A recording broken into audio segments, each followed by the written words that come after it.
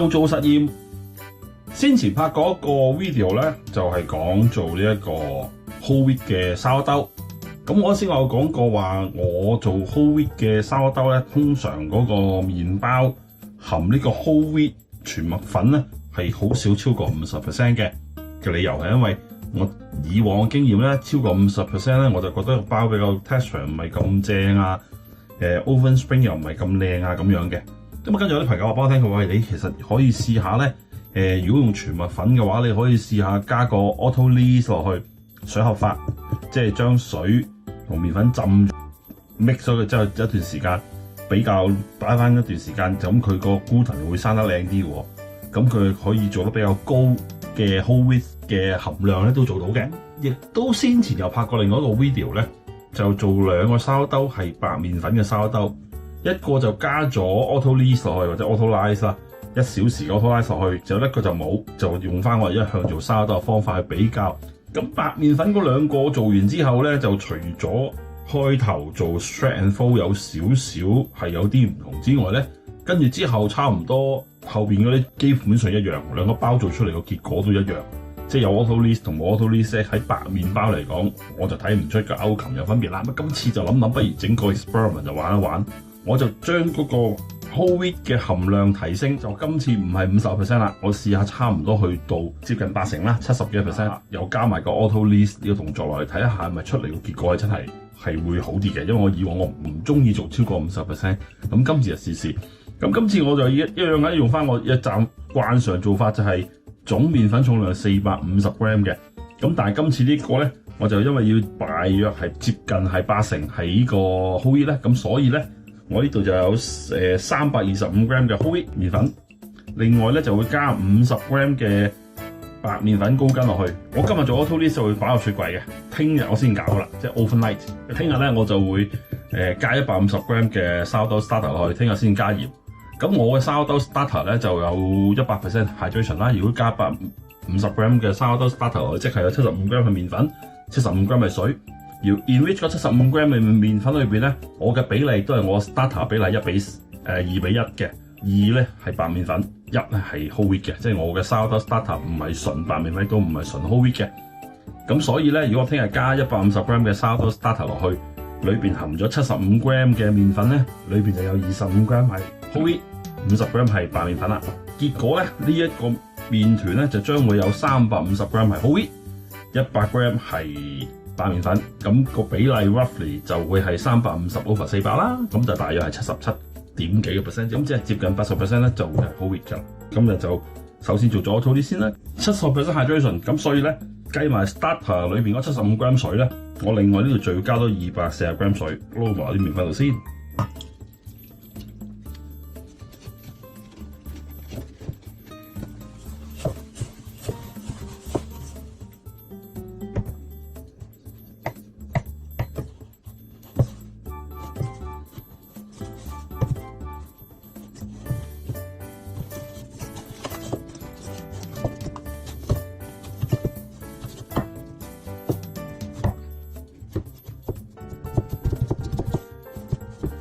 啲水同麵粉就撈好晒啦，咁啊保鮮紙冚住佢，咁我就會擺落雪櫃擺過夜，聽日先至會開麵團整嘢啦。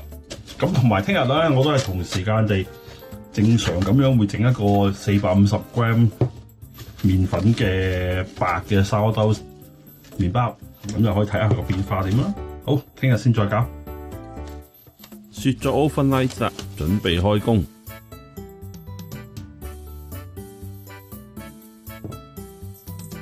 落少少鹽，大約都係1茶羹到啦。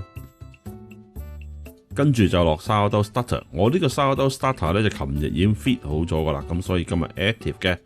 每次我整親 sourdough 都會講噶啦。想睇我點樣整啲 sourdough starter 嘅，睇翻我以前嘅 video 啦，我會擺條 link 喺度噶啦。有興趣嘅自己慢慢研究啦。落150 gram 嘅 starter 落去。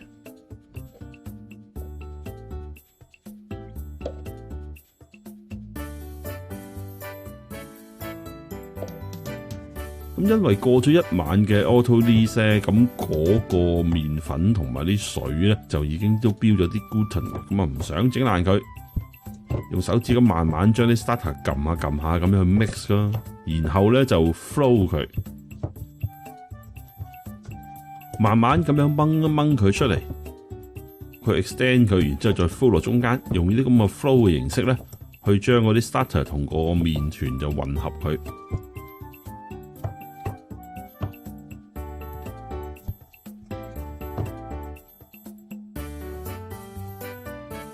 全麥粉因為個份量都相當之高，咁所以個麵團都相對比較實嘅。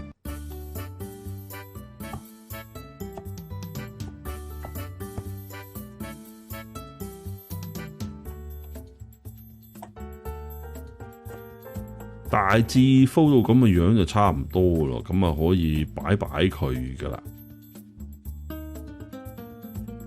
我會用翻我正常做sourdough嗰個 procedures 啦。擺去半個鐘頭先做第一次 shred and fold， 與此同時都 prepare 咗一個450 gram 嘅白麵粉嘅sourdough。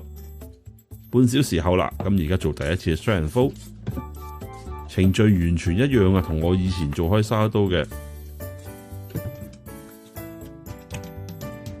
咁做第一次嘅 shred and fold。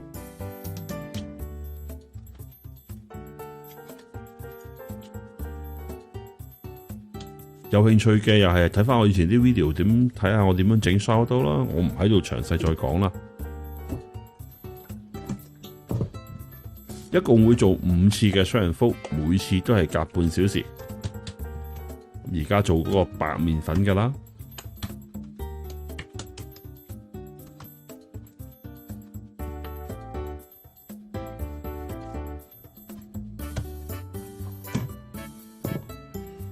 半小時後啦，做第二次。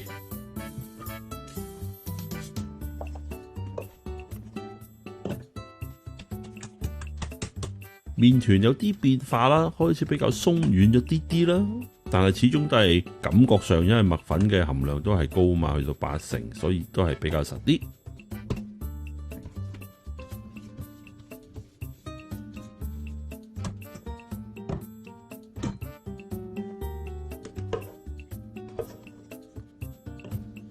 跟手做埋個白麵粉㗎啦，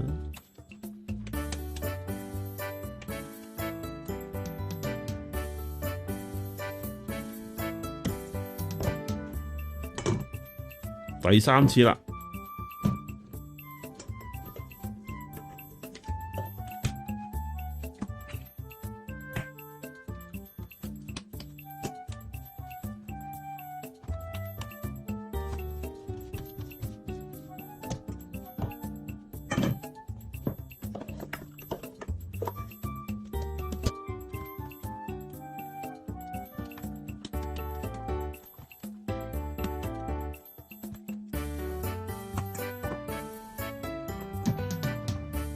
第四次，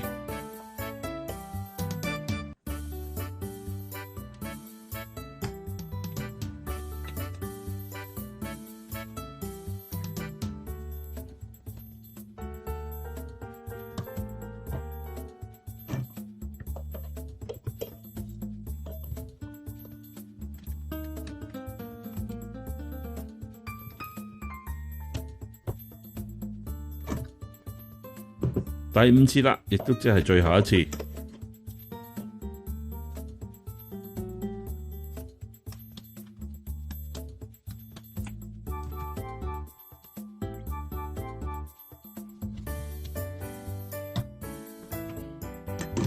做完呢一次之後呢，就會係冚住佢，大約要擺返都係個半鐘左右啦。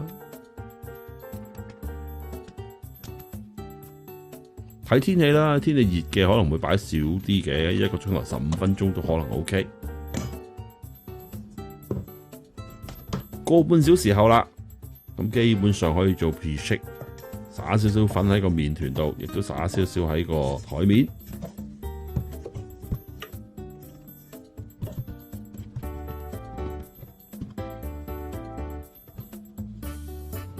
個 pre-shake 都係好簡單地咧，就做一個 form 一個波波形嘅啫。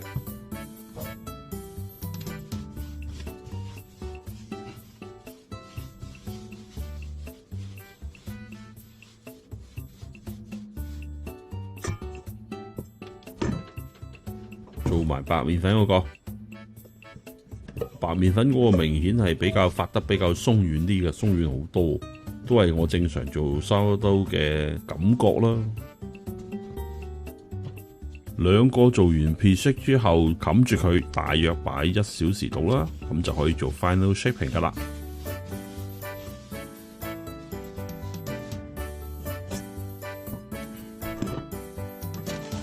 預備咗2個 Bunsen basket， 上面擺一張 parchment paper。我咁樣做點解呢？咁你可以睇翻我哋以前一個 video 係有關於呢個 final shaping 同埋呢一個 oven spring 嘅 video 啦。擺咗1小時啦，而家可以做 final shaping。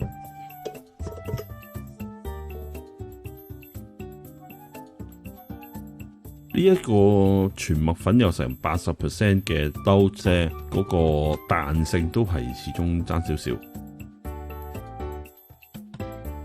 始終都唔係咁 elastic 咯，掹大啲都係比較好似容易啲會散咁嘅感覺，斷啦。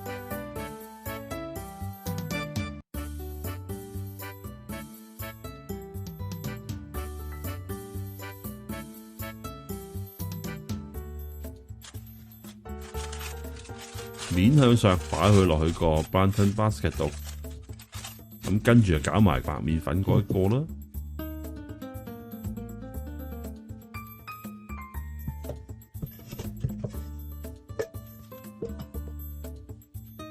都睇到發得係脹啲啦，比全麥粉高嗰個。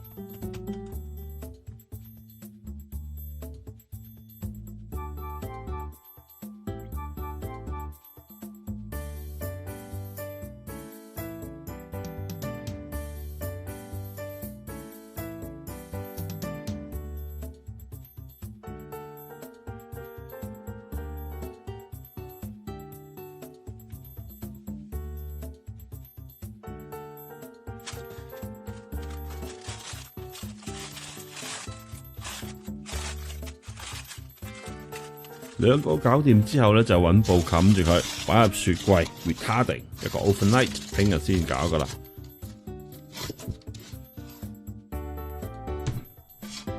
擺咗 overnight 啦，我焗爐亦都 preheat 到去260度，咁啊攞個麵團出嚟，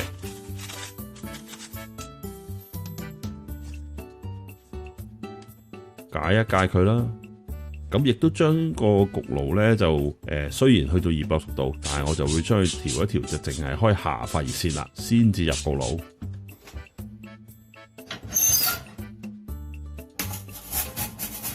260度只係開下發熱線15分鐘。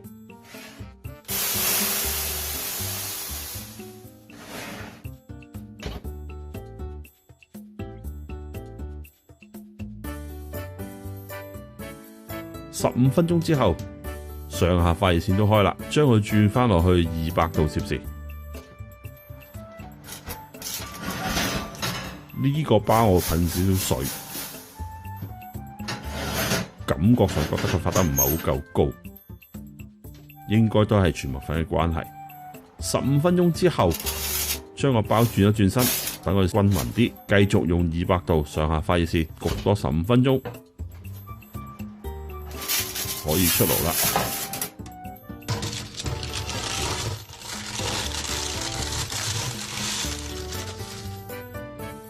OK 啦，一般靚仔啦。搞埋個白嘅沙兜，焗爐亦都係開翻去 preheat 翻去260度噶啦，上下發熱線一齊開咗260度，足夠260度之後呢，我就會熄咗上下發熱線啦。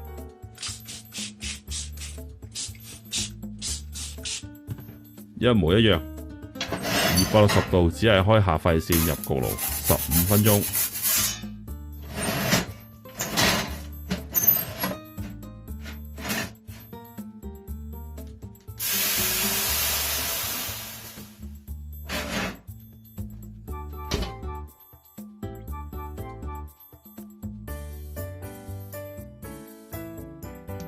15分鐘後，搞翻去200度，上下發熱線都開。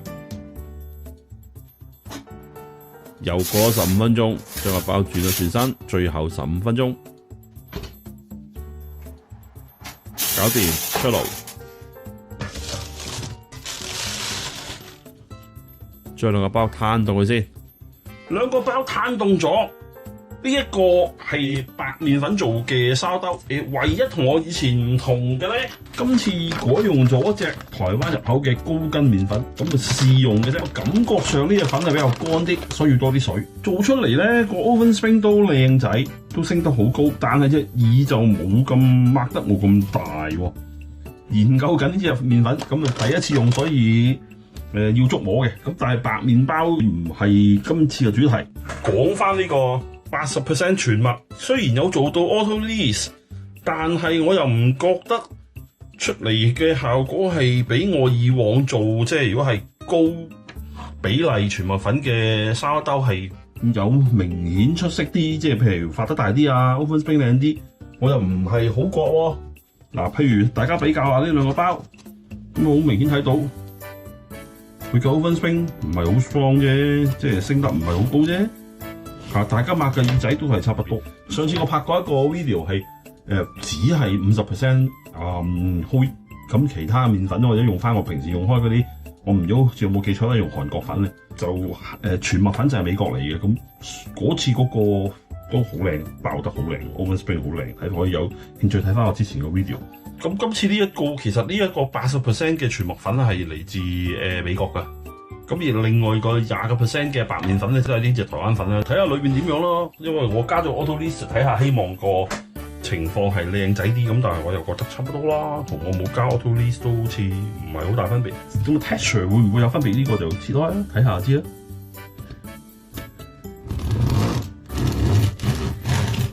鬆軟，其實差唔多喎，因為用於高比例全麥粉咧，裏邊啲都係比較啲窿比較細啲㗎，即係比較密啲㗎。我覺得差唔多咯，同我做開即係如果用80嘅冇用 auto lease 都係差不多，係咯，分別不大咯。聞落去啲味又好香啊，中間呢度 texture 都好軟啦。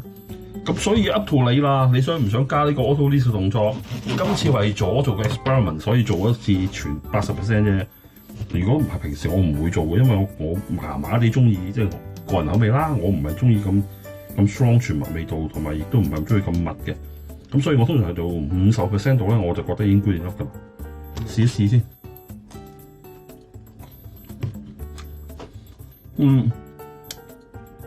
OK 啊，都正啊。不過即係又係講翻句咯，口味問題咯。我麻麻地中意咁 strong 啊。我屋企人都麻麻地，因為我老婆都麻麻地。純係拍 video 嘅啫。如果我要加全麥粉，我諗我都係唔會高過50% 咯。咁呢個 auto lease 唔 auto lease 就唔會重要啦。不過感覺上即係 texture 係軟嘅，鬆軟嘅。我諗如果俾我再做超過50% 嘅全麥粉嘅麵包，我諗我係會加埋 auto lease 嘅，因為我感覺嗰個structure， 即係我成型嘅時候，佢比以前嗰啲係用好啲嘅，但係佢都會冇白麵粉咁即係嗰個個 gluten 咁 strong 啦。譬如 second proof 喺雪櫃都會自己爆開咁，自己個表皮都會爆。一般嗰啲白麵包係唔會嘅，佢個面個彈性好啲嘅。呢個都係正常嘅全麥粉啊，或者你用黑麥粉啦，就係根本唔可以拉添，咁個面都散嘅，直情做唔到一個即係包住嗰個效果嘅。呢個算係 OK 嘅，都算係。咁所以如果要真係做高全麥粉含量或者高黑麥粉含量，我諗都係加埋 auto lease， 加埋會好少少，容易啲 control。好啦，我今日嘅實驗做完啦，拜拜。